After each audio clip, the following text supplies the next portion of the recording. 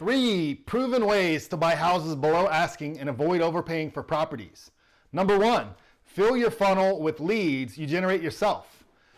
When I was talking to one of my customers yesterday in my mastermind, he was telling me that for every property he buys from a wholesaler, he ends up looking at 30 other properties he doesn't buy. So 30 to 1 when he's looking at deals with wholesalers. But when we're generating leads ourselves, there are times when we get 1 out of 10 properties that we look at. And I've had times even where I've gotten 5 out of 10 properties that I've looked at. So the odds are much better when you generate leads yourself that you're going to get a deal.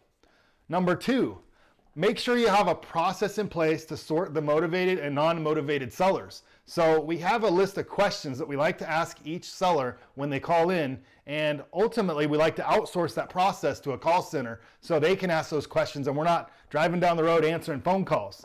And that allows us to focus on the seller leads that are actually most likely to sell us a property. And then we also ask that they'll set an appointment for us to go meet with the seller at the house. Number 3, find out what the seller is asking for the property and then say these 6 words. Can you do any better than that?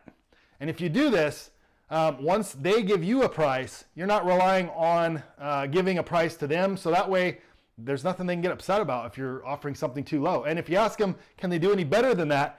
Oftentimes they're going to come down pretty quickly. And I've had sellers come down $10, $20, even $30,000 within just a few minutes from what they're asking. So hopefully this helps, and I'll see you next time. Now that you've finished this video, now go ahead and watch this next video, which I think will help you understanding what cash for keys is and how that can help you in a situation when you have a property and the seller doesn't want to leave. This is what I did, so check this video out right here or down here, wherever it's at. Just check the video, and we'll see you next time.